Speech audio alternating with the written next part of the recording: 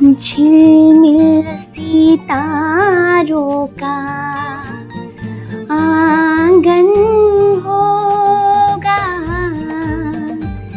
तुम्ही म्हणाल मी हा का गुणगुणते? सांगते. मी doctor Bharati Madve, Vedsparsh cardiac hospital आणि रिसर्च सेंटरची संचालिका.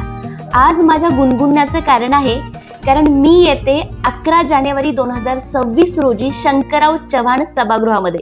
कशासाठी?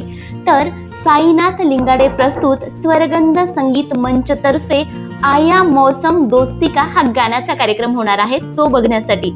आणि गाण्यासोबतच लावणीची मेजवानी सुद्धा आहे.